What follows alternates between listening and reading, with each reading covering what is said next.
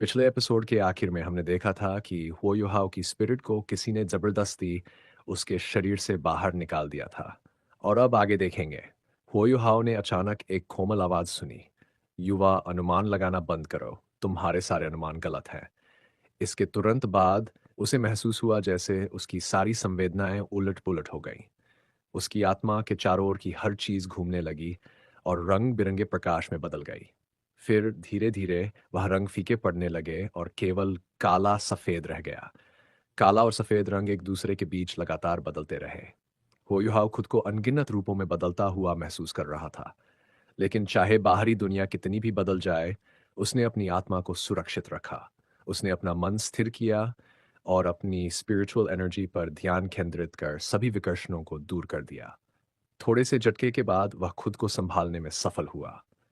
वह जानता था कि जो भी शक्ति उसके सामने है, वह उसकी क्षमताओं से बहुत परे है। इसलिए उसने प्रतिरोध करने की बजाय इंतजार करने का फैसला किया। आखिरकार सामने वाला व्यक्ति कोई दुष्ट भावना नहीं रखता था। उसने बस उसकी आत्मा को यहाँ बुलाया था। जब मैं ये नहीं समझ पा रहा कि वह क्या चाहता है, तो बस इंतजार ही कर सकता हूँ। हालांकि यह समय कम था, लेकिन ऐसा लगा जैसे अनंत काल बीत गया हो। अचानक उसके आसपास का वातावरण स्पष्ट हो गया और उसे महसूस हुआ कि उसकी आत्मा पर फिर से नियंत्रण आ गया है। वह एक पर्वतीय घाटी में था, एक साधारण सी घाटी जो जीवन से भरी हुई थी। वहां चारों ओर खिले हुए फूल, घास और पेड़ थे जो जीवंत ऊर्जा फैला रहे थे। ऊंचे ऊंचे पेड़ों की शाखाएं छाया बना रही थीं और ऊपर आसमान में इंद्रधनुषी बादल तैर रहे थे। होयो ने देखा कि वह अपने मानवीय रूप में है, लेकिन उसकी स्थिति अभी भी स्पिरिचुअल फॉर्म में थी। बाहरी दुनिया का हर अनुभव उसे केवल आरामदायक लग रहा था। अचानक उसके मन में एक विचार आया, कितना अच्छा होता अगर मैं इस घाटी की सारी ताजी हवा को भीतर खींच पाता। यहाँ की हवा जरूर बहुत शुद्ध होगी। यह हेवन और अर्थ की प्राकृतिक ची से भरी होगी। वह अनायास ही घाटी के भीतर की ओर बढ़ने लगा। उसके पैरों के नीचे कंकड़ पत्थरों से बना एक रास्ता दिखाई दिया जो फूलों और पौधों के बीच से होकर गुजरता था। अपनी समझ के अनुसार युहाओ ने कीमती हर्ब्स और स्पाइसेस को पहचाना, लेकिन अब भी बहुत से पौधे ऐसे थे जिन्हें वह नहीं जानता था। हर पौधा स्पिरिचुअल एनर्जी से भरा हुआ लग रहा था। वह पगडंडी लगभग 10 मिनट तक चलने के बाद घाटी के केंद्र में पहुंच गई।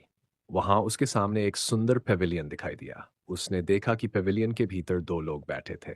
बाईं ओर एक सुंदर युवक था जिसकी उम्र लगभग 27 साल लग रही थी। उसके लंबे सुनहरे बाल कंधों पर बिखरे थे और उसके चारों ओर एक शांत दिव्य बुद्धिस्ट ऑरा फैल रही थी। उसके सामने एक वृद्ध व्यक्ति बैठा था। उसके बाल पूरी तरह सफेद थे और चेहरा सामान्य था, लेकिन उसमें किसी भी तरह की थकान या कमजोरी नहीं थी। दोनों के बीच किसी प्रकार की स्पिरिचुअल एनर्जी की लहर नहीं थी। वे बस अपने चेस गेम में पूरी तरह डूबे हुए थे। होयुहाव को चेस खेलना नहीं आता था, लेकिन वह समझ गया कि यही दोनों उसकी आत्मा को यहाँ लाए हैं। वह धीरे धीरे पेविलियन के पास पहुंचा और उनके चेस बोर्ड के पास खड़ा हो गया। उसने चुपचाप खेल को देखना शुरू किया क्योंकि वह जानता था कि किसी के खेल के बीच बोलना असभ्यता होती है। खेल अपने अंत के करीब लगता था। वृद्ध व्यक्ति काफी देर से माथे पर शिकन डाले सोच रहा था और अंत में उसने एक चाल चली। इसके विपरीत सुनहरे बालों वाला युवक तुरंत आत्मविश्वास से अपनी अगली चाल चला गया, मानो सब पहले से तय हो। सुनहरे बालों वाला युवक मुस्कराया। टीचर, आपने अपना धैर्य खो दिया है। अब आप मुझसे ये खेल नहीं जीत पाएंगे, वृद्ध व्यक्ति हंसते हुए बोला। तुम शरारती। जब से हमने खेलना शुरू किया है, तुमने मुझे कभी जीतने नहीं दिया। कभी कभी तो मुझे अफसोस होता है कि मैंने तुम्हें इतना सिखाया। युवक मुस्कराया। ठीक है, अब गुस्सा मत होइए। ऐसा करते हैं, आज का लंच मैं बनाऊंगा। यह सुनकर वृद्ध व्यक्ति उत्साहित हो गया। सच में? युवक ने सिर हिलाया। खाना बनाना हमेशा से मेरा शौक रहा है और आप ही तो थे जिन्होंने मुझे यह सिखाया था। मैं आपसे झूठ क्यों बोलूंगा? वृद्ध व्यक्ति प्रसन्न होकर बोला। ठीक है, मैं हार मानता हूं। अब जाकर लंच तैयार करो। युवक ने सिर हिलाया। ठीक है, क्या आप चेस के मोहरे समेट देंगे? वृद्ध व्यक्ति ने हाथ हिलाया और मोहरे हवा में तैरते हुए काले और सफेद अलग अलग बनकर डिब्बे में चले गए। ये देखकर हो युहाव हैरान रह गया। वृद्ध व्यक्ति ने अपनी शक्ति की कोई लहर भी नहीं दिखाई और मोहरे स्वयं व्यवस्थित हो गए। सुनहरे बालों वाला युवक उठकर खिंचाव लेने लगा, फिर पवेलियन के दूसरे छोर की ओर चला। उसने युहाओ की ओर हाथ हिलाया। आओ छोटे दोस्त, हमारे साथ चलो। युहाओ तुरंत समझ गया कि यही वही आवाज थी जो उसने तब सुनी थी जब उसकी आत्मा को खींचा गया था। क्या यही वह शक्तिशाली व्यक्ति है जिसने मुझे यहां बुलाया? अब उसके पास मना करने का कोई कारण नहीं था, इसलिए वह उसके साथ चल पड़ा। वृद्ध व्यक्ति मुस्कुराते हुए बुदबुदाया, लगता है इस लड़के की भावनाएं भी कभी कभी डगमगाती हैं। नहीं तो तुम इतनी जल्दी क्यों बेचैन होते? लेकिन मानना पड़ेगा, तुम्हारा निर्णय अप्रत्याशित है, बल्कि पागलपन की हद तक। ये तो मानो बाघ के मुंह से शिकार छीनने जैसा है, पर मुझे ये पसंद है। युहाव उसके पीछे पीछे पेविलियन के बाहर निकला। पास में लकड़ी का बना एक छोटा सा कोर्टयार्ड था। वहां कुछ बच्चे खेल रहे थे। लाल पोशाक पहने एक सुंदर स्त्री बच्चों की देखभाल कर रही थी, जबकि नीली पोशाक वाली एक और स्त्री पास में बैठकर कुछ खा रही थी। सभी बहुत प्रसन्न दिख रहे थे। यह साफ था कि ये एक परिवार था जो आम लोगों की निगाहों से दूर स्वर्ग समान जीवन जी रहा था। युहाव ने अनायास ही ईर्ष्या महसूस की। काश मैं भी वूटोंग के साथ ऐसा जीवन जी पाता। कुछ बच्चे होते और हम हमेशा खुश रहते। सुनहरे बालों वाले युवक ने मुस्कुराते हुए पूछा, क्या तुम्हें यह देखकर ईर्ष्या हो रही है? युहाव ने बिना झिझके सिर हिलाया। युवक ने हल्की मुस्कान के साथ कहा, दरअसल अगर कोई बहुत लंबे समय तक ऐसा जीवन जिए तो अकेलापन महसूस होने लगता है। मेरी कई पत्नियां हैं, लेकिन उनमें से अधिकतर मेरे साथ नहीं रहती। केवल ये दो जो तुम्हारे सामने है मेरे साथ रहीं। बाकी सब घूमने चली गई है, पता नहीं कब लौटेंगी। युहाव चकित हुआ। Multiple wives? उसने सिर हिलाया। एक पत्नी काफी नहीं होती क्या? जितने ज्यादा साथी, उतनी ही जुदाई की संभावना बढ़ती है। युवक ने मुस्कुराकर कहा, तुम्हारी बात सही है, लेकिन हर चीज हमारे हाथ में नहीं होती। चलो अब इस विषय पर बात ना करें। हमें दोपहर का खाना बनाना है। इतने सारे लोगों को खुश और तृप्त रखना आसान नहीं। ऐसा कहते हुए वह उसे कोर्टयार्ड के भीतर बने एक कमरे की ओर ले गया। ऐसा लगा जैसे बाहर खेल रहे बच्चे और महिलाएं उन्हें देख ही नहीं पा रही थीं। वे अपने काम में मग्न रहीं। कमरे के भीतर पहुंचते ही हुओयुहाव ने देखा कि यह रसोई है। बाहर से तो यह बहुत छोटी लग रही थी, लेकिन भीतर आते ही उसने पाया कि यह कम से कम 100 वर्ग मीटर की है। एक ओर सभी इंग्रेडिएंट्स सलीके से रखे थे, जबकि दूसरी ओर कुकिंग एरिया था। युवा ने कहा, तुम बस यहाँ खड़े रहकर देखो। तुम कितना सीख पाते हो यह तुम्हारी समझ पर निर्भर करेगा। इतना कहकर वह चॉपिंग एरिया की ओर चला गया। तभी युहाव ने महसूस किया कि उसके भीतर कुछ बदल गया है। उसकी सांसें थोड़ी भारी हो गई और एक प्रबल दबाव ने उसकी आत्मा को जकड़ लिया। अगले ही क्षण युवा ने अपनी उंगलियां हल्के से हिलाईं। उसने अपने दाएं हाथ की तर्जनी और मध्यमा उंगलियां पास रखे एक छोटे कपड़े के थैले में डाली और वहां से एक छोटा चाकू निकाला। चाकू की धार चमक रही थी। वह 5 इंच से भी छोटा था, नुकीला और बेहद महीन। उसका हैंडल और ब्लेड बराबर लंबाई के थे। चाकू पर हल्की सी मायन ब्लू चमक छिलमिला रही थी और उसके किनारे पर एक रहस्यमय नक्काशी उकेरी गई थी। उसने बाएं हाथ से इशारा किया और उसके सामने एक बड़ा खाली प्लेट प्रकट हो गया। उसी समय नौ एक जैसे दिखने वाले खीरे हवा में उठे और उसकी ओर उड़ते आए। क्या वह सच में खाना बना रहा है? लेकिन इतने छोटे चाकू से? यह तो कार्विंग नाइफ से भी छोटा है जो मैं सोल टूल्स बनाने में इस्तेमाल करता हूँ। हुओयुहाव ने अनेक सवालों से भरे मन के साथ देखना जारी रखा। युवा ने अचानक एक मधुर लहजे में बुदबुदाना शुरू किया। जहां उस्ताद का हाथ पड़ता है, वहीं से अद्भुत परिवर्तन शुरू होते हैं। नक्काशी के स्ट्रोक से 100 बार तरंगे उठती है। ये प्राचीन कला अनंत काल तक जीवित रहेगी। उठी हुई नाइफ जैसे आधे चांद की तरह ठंडे झरने को प्रकाशित करेगी। एक हल्की सी मायन नीली चमक, यानी वह नाइफ प्लेट के चारों ओर इतनी तेजी से घूम रही थी कि कोई उसकी आकृति तक नहीं देख पा रहा था। भले ही नाइफ की गति पकड़ में नहीं आ रही थी, लेकिन होयुहाव उसकी हर सिलेबल के साथ क्यूकम्बर पर बनती कार्विंग्स को साफ देख पा रहा था। हरे क्यूकम्बर की त्वचा के छोटे टुकड़े नाइफ के हर वार के साथ उड़कर प्लेट के किनारे गिर रहे थे। आखिरी सिलेबल के उच्चारण तक कुल 261 कट्स किए जा चुके थे। प्लेट के चारों ओर गिरे हुए क्यूकम्बर के छिलकों ने एकदम गोलाकार पैटर्न बनाया। काले और हरे रंग की धारियों वाला एक परिपूर्ण वृत्त। सभी टुकड़ों का आकार बिल्कुल एक समान था, लेकिन सबसे चौंकाने वाली चीज वह नक्काशी थी जो इन छिलकों के घेरे के ऊपर बनी थी। प्लेट के केंद्र में 9 जेड जैसी क्यूकम्बर ड्रैगन्स उकेरी गई थी। ये कार्विंग्स बेहद महीन थीं। हर ड्रैगन के सींग, मूंछें और मोती जैसी आंखें बारीकी से बनी थी। ऐसी कला दिखाने के लिए जितनी कुशलता चाहिए, वह बस अविश्वसनीय थी। हुहाव अपनी आंखों पर यकीन नहीं कर पा रहा था। ये पहली बार था जब उसने इतनी अद्भुत नाइफ हैंडलिंग देखी थी। ये कोई साधारण कार्विंग नहीं थी, ये तो एक मास्टरपीस की रचना थी। हुईहाव खुद भी सोल टूल्स बनाने में निपुण था और कार्विंग में माहिर था, लेकिन उसका काम हमेशा डायग्राम्स और इंस्ट्रक्शंस के अनुसार होता था। जो उसने अभी देखा था वह रचनात्मकता से भरी जीवित कला थी, जो सचमुच सांसें रोक देने वाली थी। सुनहरे बालों वाला युवा मुस्कराया। उसने अपना बायां हाथ उठाया और लहराया। उसी क्षण प्लेट हवा में उठ गई। उसके नीचे एक घना बादल दिखाई दिया जो प्लेट को थामे हुए था, और उसे ठंडक की हल्की लहरें उठ रही थीं। जब युवा ने अपना हाथ क्षैतिज दिशा में घुमाया, प्लेट अविश्वसनीय गति से घूमने लगी। जैसे ही क्यूकम्बर्स की तली घूमती, मायन नीली चमक यानी नाइफ चमक उठती। 3 बार ऐसा हुआ, और भले ही हो युहाव अब गिनती खो चुका था, युवा का हाथ बहुत हल्के से हिला, और अब क्यूकम्बर के नीचे और अधिक हरे टुकड़े गिरे जो बादलों का आकार लेते हुए 9 बादलों की तरह दिखने लगे। उसी क्षण ऐसा लगा मानो प्लेट पर रखे 9 कुकम्बर्स जीवित हो उठे हों, 9 हरे ड्रैगन्स की तरह जो बादलों जैसे आधार के चारों ओर घूम रहे थे। वे इतने जीवंत लग रहे थे जैसे आपस में खेल रहे हों और बातें कर रहे हों। सुनहरे बालों वाले युवा ने अपना बायां हाथ हल्के से झटका, और उसकी उंगली के सिरे पर एक छोटी सी चमकदार आइस बॉल बन गई। एक सरल फ्लिक के साथ उसने उसे प्लेट की ओर भेजा। वह सीधा 9 ड्रैगन सिरों के केंद्र में जा गिरी।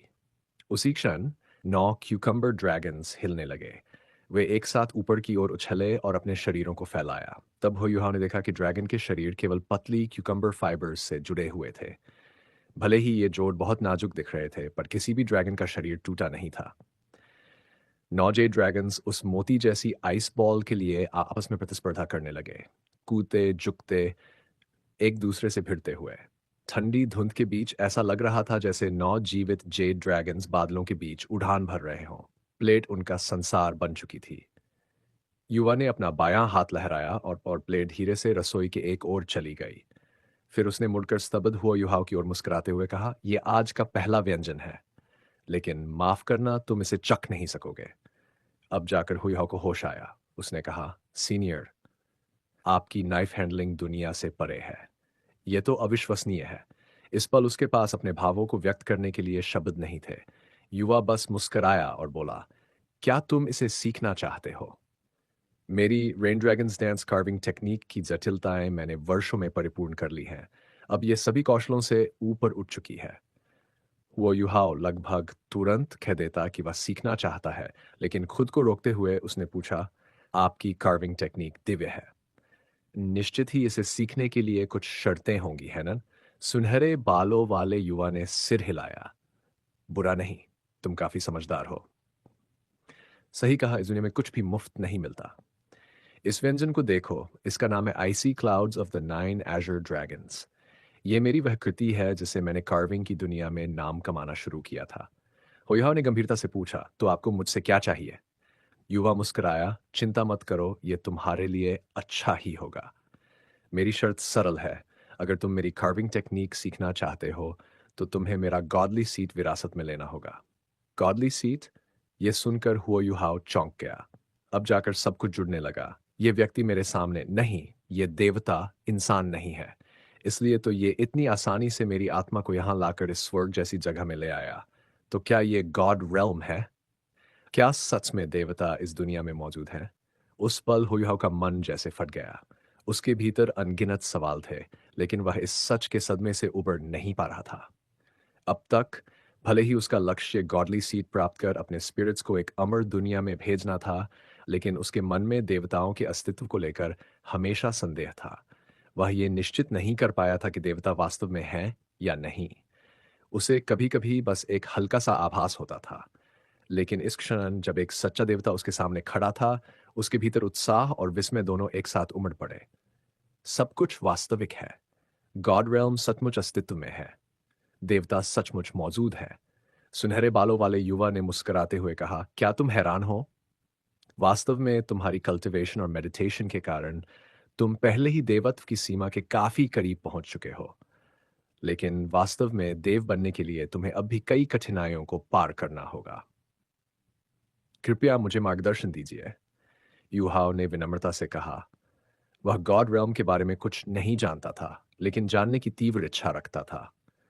उसे महसूस हुआ कि यह देवता दुर्भावनापूर्ण नहीं है, इसलिए उसने और जानने का निश्चय किया। सुनहरे बालों वाले युवा ने कहा, वास्तव में जिसे हम गॉड realm कहते हैं, वह उन लोगों का क्षेत्र है जिन्होंने अपनी क्षमताओं को इतना शुद्ध बना लिया है कि वे प्रकृति के मूल तत्वों के समान हो गई है। जैसे जैसे हमारी कल्टीवेशन बढ़ती है, हम हेवन और अर्थ के ग्रेट डाव को और गहराई से समझने लगते हैं। यही समझ हमें इस स्थान तक लाती है। गॉड realm को तुम एक ऐसे जगत के रूप में देख सकते हो जो कई दुनियाओं के ऊपर स्थित है, एक ऐसा संसार जो शुद्ध ऊर्जा से बना है। कोई भी कल्टिवेटर जो गॉडली सीड रखता है और जिसकी शक्ति गॉड realm द्वारा स्वीकृत होती है, वह इस realm में प्रवेश कर सकता है, चाहे उसकी साधना की विधि कोई भी हो। फिर गॉडली सीड की क्या भूमिका है? हुईहाव ने पूछा। युवा ने उत्तर दिया, दरअसल गॉड realm में स्थान सीमित है। वहां केवल निश्चित संख्या में ही गॉड्स रह सकते हैं। इसलिए वहां प्रवेश करने के लिए हर व्यक्ति के पास अपना स्थान, यानी सीट होना आवश्यक है। गॉडली सीट्स का हेवन और अर्थ के ग्रेट डाउ की समझ से गहरा संबंध है। जब भी किसी गॉडली सीट का स्वामी बदलता है, तो वह गॉड realm में होने वाले परिवर्तन का संकेत होता है। आमतौर पर दो परिस्थितियां होती हैं। जब कोई गॉड अपनी साधना के दौरान नष्ट हो जाता है, तब उसका स्थान किसी उत्तराधिकारी को सौंपा जाता है। या जब कोई गॉड अपनी इच्छा से गॉड realm छोड़कर उससे परे ज्ञान की खोज में निकलता है, तो वह अपनी सीट किसी योगी उत्तराधिकारी को दे देता है। यह कहते हुए उसने गहराई से हो युहाओ की ओर देखा, जैसे वह कुछ संकेत दे रहा हो युहाओ ने कहा, तो यदि आप अपना गॉडली सीट मुझे सौंपना चाहते हैं, तो वह दूसरी परिस्थिति है। तो बताइए, गॉड realm में कुल कितने गॉडली सीट्स हैं? सुनहरे बालों वाले युवा ने सिर हिलाया, मुझे इसका सटीक उत्तर नहीं पता। हमारा गॉड realm कुल 108 दुनियाओं पर शासन करता है। इनमें से कुछ गिफ्टेड वर्ल्ड्स है, और डोलू कॉन्टिनेंट उन्हीं में से एक है। गिफ्टेड वर्ल्ड वह होती है जहां के लोग अधिक प्रतिभाशाली होते हैं और देवत्व प्राप्त करने की संभावना अधिक होती है। मैं तुम्हारे कॉन्टिनेंट से नहीं आया, बल्कि एक अन्य गिफ्टेड वर्ल्ड से हूं। गॉड realm की वास्तविक व्यवस्था गॉड realm जुडिशल कमेटी के हाथ में है, जिसमें 2 गॉड किंग्स और 3 जजेस होते हैं। जब तुम भविष्य में गॉड realm में प्रवेश करोगे, तब यह सब स्वयं समझ जाओगे। गॉड realm में कमेटी के 5 सदस्यों के अलावा सबसे शक्तिशाली गॉड्स को कोर गॉड्स कहा जाता है।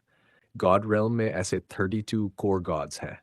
उनके नीचे अन्य गॉड्स आते हैं, और क्योंकि मैं उन्हीं 32 कोर गॉड्स में से एक हूं, इसलिए अगर तुम मेरा गॉडली सीट स्वीकार करते हो, तो ये तुम्हारे लिए सम्मान की बात होगी। हुयुहाओ ने पूछा, तो फिर मेरे कॉन्टिनेंट के सोल बीस्ट गॉड्स क्यों नहीं बन सकते? युवा मुस्कुराया, वास्तव में किसी भी बीस्ट के लिए देवत्व प्राप्त करना अत्यंत कठिन है। गॉड realm ने कभी भी उनके प्रवेश पर रोक नहीं लगाई। ये बस इसलिए है क्योंकि वे हेवन और अर्थ के ग्रेट डाव को समझ नहीं पाते। अधिकांश बीस उन्नत प्रजातियों जैसे ड्रैगन्स को छोड़कर जन्म से ही उच्च बुद्धि नहीं रखते। यहाँ तक कि ड्रैगन्स को भी मानसिक क्षमताएं विकसित करने में बहुत समय लगता है। इस कारण वे जन्म के समय अपनी शेंशन एनर्जी को अवशोषित नहीं कर पाते, जो उनकी भविष्य की कल्टीवेशन में बाधा बन जाती है। इसलिए भले ही मनुष्यों का जीवन काल कम हो, पर उनकी बुद्धिमत्ता और शेंशन एनर्जी को आत्मसात करने की क्षमता उन्हें अन्य सभी प्रजातियों की तुलना में बहुत तेजी से प्रगति करने योग्य बनाती है। जब हमारी चेतना हमारी हो जाती है, तब शक्ति की ओर हमारी यात्रा किसी भी अन्य जाति की तुलना में अधिक सहज होती है। होयुहाव ने गहरी सांस ली और कहा, तो फिर आप अपना गॉडली सीट मुझे क्यों देना चाहते हैं? यह तो एक स्वर्ग है जो नश्वर संसारों में नहीं मिलता। यहां तो आपके पास आपका परिवार भी है। क्या यह आपके लिए पर्याप्त नहीं है? युवक के चेहरे पर थोड़ी झिझक और असहजता झलक रही थी। उसने गहरी सांस लेते हुए कहा, मैं तुमसे झूठ नहीं बोलूंगा। गॉड बनने के बहुत फायदे हैं, लेकिन इसके साथ एक गहरी अकेलेपन की भावना भी आती है। जो गॉड्स लंबे समय तक गॉड realm में शांति से रह सकते हैं, वही हैं जो इस एकांत को सहन कर सकते हैं। क्योंकि गॉड realm में एक गॉड वह सब कुछ पा सकता है जो वह चाहे, इसलिए वहां आनंद और खुशी का अस्तित्व धीरे धीरे समाप्त हो जाता है। अपनी गॉडली सीट तुम्हें सौंपने के बाद मैं अपने परिवार के साथ किसी दूसरे गॉड realm की खोज पर जाऊंगा, ये देखने की उन संसारों से परे जीवन कैसा होता है। Another God realm? हुआ युहाव चौंक गया। रुकिए, क्या एक से ज्यादा गॉड realms भी हैं? स्वर्णिम बालों वाला युवक मुस्कुराया। बिल्कुल है। हमारा गॉड realm भले ही 108 वर्ल्ड्स को नियंत्रित करता हो, लेकिन बाकी दुनियाओं का क्या? हमारी सृष्टि असीम है और मुझे पूरा विश्वास है कि उस विशाल ब्रह्मांड में अन्य गॉड realms भी मौजूद है। यही कारण है कि मैं वहां तक यात्रा करना चाहता हूं उन realms को खोजने के लिए। मैं इस गॉड realm में बहुत वर्षों से हूं और अब ऐसा साधारण जीवन मुझे आकर्षित नहीं करता। मेरे बच्चे मेरे जाने के बाद नश्वर जगत में जाकर साधना करेंगे, जबकि मैं अपनी पत्नियों के साथ अन्य गॉड realms की खोज में निकलूंगा। कौन जानता है, शायद किसी दिन मैं लौट आऊं। भले ही तब तक मैं अपनी गॉडली सीट खो चुका हूं, उम्मीद है तुम्हें सौंप चुका हूं, लेकिन अपनी शक्तियों के बल पर मैं फिर भी गॉड realm में अपना छोटा सा स्वर्ग बना सकता हूं। इतना सब कहने के बाद अब बताओ, क्या तुम मेरी गॉडली सीट विरासत में लेना चाहते हो? हुआयुहाओ कुछ क्षण के लिए शांत रहा, फिर बोला, सीनियर, क्या मैं पूछ सकता हूं कि आपने मुझे ही क्यों चुना? स्वर्णिम बालों वाले युवक ने कहा, क्योंकि तुम्हारे अनुभव और मेरे अनुभवों में मुझे कई समानताएं दिखाई दी। मैं तुम्हें चुपचाप देखता रहा हूं और महसूस करता हूं कि कई मामलों में तुम मुझसे आगे निकल चुके हो। कम से कम तुम अपने प्रियजन के प्रति मुझसे कहीं अधिक निष्ठावान हो। इतना कहते हुए उसके चेहरे पर थोड़ी शर्मीली मुस्कान आई। मैं अपने साथी के प्रति निष्ठावान नहीं रह सका और यही मेरी कल्टिवेशन के लिए बाधा बन गया। यद्यपि मैंने गॉड बनने से पहले अपनी सभी लर्निंग्स और एबिलिटीज को पूर्ण रूप से एकीकृत कर लिया था, फिर भी मेरे अनुशासनहीन जीवन ने मेरी साधना को प्रभावित किया। यदि ऐसा न हुआ होता तो अपनी शक्ति से मैं कमिटी की 5 सीट्स में से किसी एक को चुनौती दे सकता था। मुझे उम्मीद है कि जब तुम मेरी गॉडली सीट प्राप्त कर लोगे, तो तुम मुझसे भी आगे बढ़कर गॉड realm के शिखर तक पहुंचोगे। गॉड realm के शिखर तक पहुंचना। युवक की शांत आवाज ने होयुहाव के भीतर छिपी प्रतिस्पर्धा की भावना को भड़का दिया। युहाव ने गहरी सांस ली और पूछा, तो मुझे क्या करना होगा, या यूं कहूं, मुझे किन परीक्षाओं से गुजरना होगा? स्वर्णिम बालों वाले युवक ने सिर हिलाया। तुमने पहले ही अपने जीवन में बहुत कठिनाइयां झेली हैं। भले ही वे परीक्षाएं मैंने नहीं दी थी, लेकिन मैंने देखा है कि तुमने हर कठिन समय को दृढ़ता से पार किया। किसी गॉडली सीट के उत्तराधिकारी का चयन हमेशा भाग्य और संयोग पर निर्भर करता है। तुम्हारी आइस टाइप टेक्निक्स की समझ और तुम्हारे सोल स्किल्स में भावनाओं की गहराई ने मुझे तुम्हें चुनने के लिए प्रेरित किया। बेशक तुम्हें कुछ और परीक्षाएं देनी होंगी, लेकिन वे मैं नहीं दूंगा। अब मैं तुम्हारे भीतर एक गॉडली सीड स्थापित कर सकता हूं। जब तुम्हारी कल्टिवेशन पर्याप्त स्तर तक पहुंच जाएगी, मैं तुम्हें गॉड realm तक ले जाऊंगा। तुम्हारी अंतिम परीक्षा वही होगी जो तुम पहले से जानते हो। तुम्हें उन सभी प्रतिस्पर्धियों को रोकना होगा जो गॉड realm में प्रवेश पाने की कोशिश करेंगे। जब तुम ये पूरा कर लोगे, तो हम फिर मिलेंगे। होयुहाव के पास उसके प्रस्ताव को ठुकराने का कोई कारण नहीं था। इंसान के रूप में वह हमेशा से गॉड realm तक पहुंचने की साधना कर रहा था। सीनियर, जब मैं गॉड बन जाऊंगा, तो क्या मैं अपने प्रियजनों को गॉड realm में ला सकता हूं? स्वर्णिम बालों वाला युवक मुस्कुराया। निश्चित रूप से। जब तुम मेरी कोर गॉडली सीट प्राप्त कर लोगे और गॉड बन जाओगे, तब तुम्हें अपने कुछ प्रियजनों को गॉड realm में लाने का अधिकार होगा। हर संसार की तरह गॉड realm में भी जितना अधिक तुम शक्तिशाली होगे, उतनी ही तुम्हारी बातों का प्रभाव होगा। यदि तुम अधिक लोगों को गॉड realm में लाना चाहते हो, तो तुम्हें उतनी ही मेहनत करनी होगी। यह सुनकर होयुहाव के मन में कोई संदेह नहीं रहा। उसने झुककर आदरपूर्वक कहा, मैं आपकी गॉडली सीट विरासत में लेने के लिए तैयार हूं। जैसे ही ये शब्द उसके मुंह से निकले, युवक के शरीर से स्वर्णिम प्रकाश फैलने लगा। साथ ही युहाव की सोल फॉर्म भी चमकने लगी और वह सुनहरी आभा में नहाने लगा। युवक के चेहरे की मुस्कान गायब हो गई। अब वह गंभीर और दिव्य लग रहा था। हो युहाव, आज से तुम मेरी गॉडली सीट के उत्तराधिकारी बन गए हो। गॉड realm के सदस्य के रूप में मैं अब निचले संसारों के मामलों में हस्तक्षेप नहीं कर सकता। लेकिन तुम्हारे भीतर मेरे गॉडली सीड के रहते तुम्हारी शक्ति की यात्रा बहुत सहज होगी। मेरी गॉडली सीट का नाम है इमोशन। जितनी गहराई से तुम भावनाओं को समझोगे, उतनी ही आसानी से तुम इस विरासत को पूर्ण कर सकोगे। ये कहते हुए उसने अपना दाहिना हाथ उठाया और अपनी तर्जनी हो युहाओं के माथे पर रखी। क्षण भर में युहाओं का पूरा शरीर कांप उठा। उसे ऐसा लगा जैसे उसका शरीर पारदर्शी हो गया हो। तीव्र कंपन के बीच उसकी आत्मा एक रहस्यमय शक्ति से शुद्ध हो रही थी। अचानक युहाओं ने महसूस किया कि उसकी स्पिरिचुअल एनर्जी में परिवर्तन हो रहा है। वह अधिक शक्तिशाली नहीं हुई, बल्कि किसी उच्च और श्रद्धेय अवस्था में परिवर्तित हो गई। यह अनुभूति उसे परिचित लगी, बिल्कुल वैसी जैसी उसने कैलामिटी नेक्रोमैंसर इलेक्ट्रोलक्स के साथ अपने अनुभवों में महसूस की थी। ये डिवाइन सेंस है, हाँ, वही जिसे तुम लोग डिवाइन सेंस कहते हो। मेरे गॉडली सीड को स्वीकार करने के बाद तुम्हारी आत्मा का एक भाग डिवाइन सेंस में परिवर्तित हो गया है।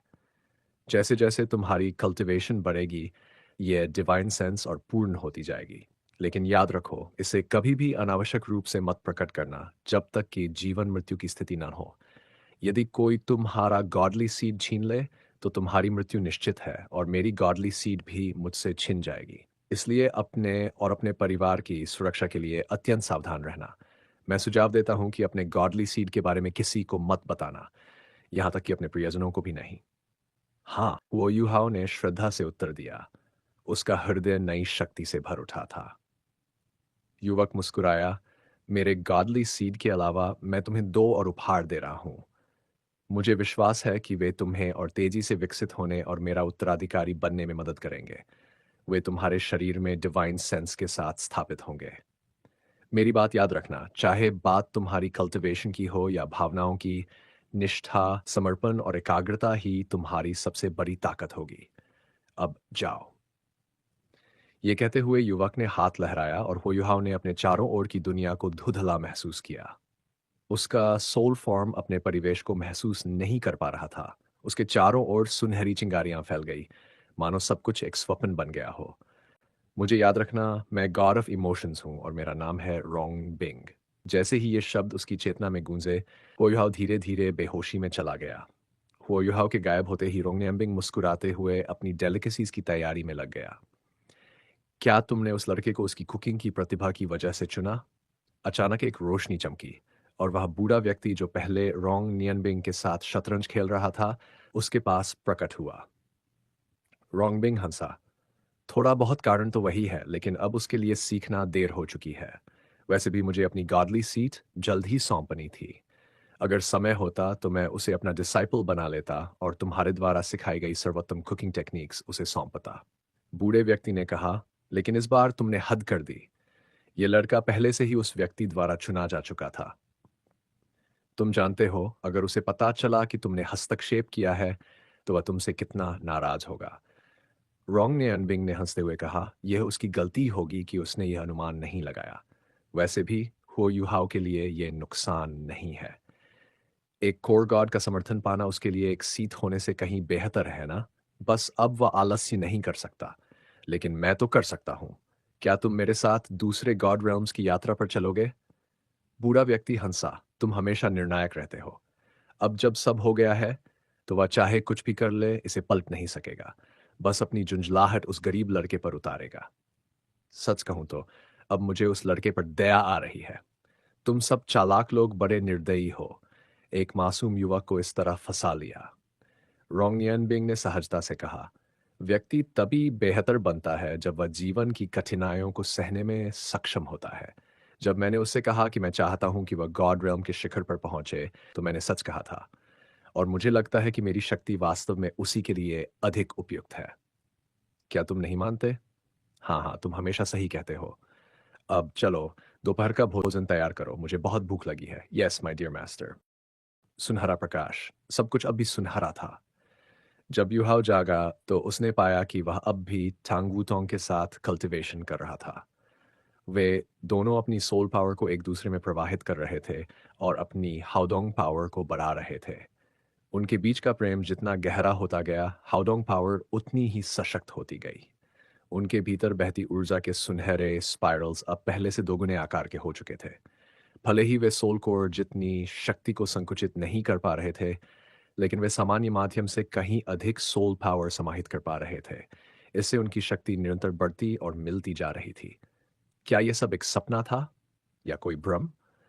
जागने के बाद युहाओं ने अपने उस आउट ऑफ बॉडी अनुभव को याद किया। वह स्वर्ण बालों वाला युवक, वह स्वर्ग समान स्थान, वह पवेलियन, गॉड ऑफ इमोशन और गॉडली सीट, क्या यह सब वास्तविक था या केवल उसकी कल्पना? अगर यह सब सच था, तो यह अविश्वसनीय था। बीस्ट गॉड डीटियन सोचता होगा कि वह अपनी रिवर्स स्केल से मुझे सील कर सकता है, लेकिन उसे अंदाजा नहीं था कि जब एक सच्चा गॉड स्वयं हस्तक्षेप करे, तो उसकी शक्ति कुछ भी नहीं कर सकती। युहाओ ने ध्यान केंद्रित किया और अपनी सोल पावर में हुए परिवर्तनों को महसूस किया। कुछ ही देर में उसने आश्चर्य से पाया कि हाउडोंग पावर की मजबूती और स्थिरता में जो वृद्धि हुई है, वह किसी नई कल्टीवेशन टेक्निक की वजह से नहीं थी, बल्कि उसकी सोल पावर के भीतर उत्पन्न हुए गहरे आंतरिक परिवर्तन का परिणाम थी। तो चलिए, वीडियो यहीं समाप्त करते हैं। अगर वीडियो अच्छी लगी हो तो लाइक ज़रूर करें, अपने विचार कमेंट में बताएं और अगले वीडियो के लिए सब्सक्राइब करना बिल्कुल ना भूलें। धन्यवाद।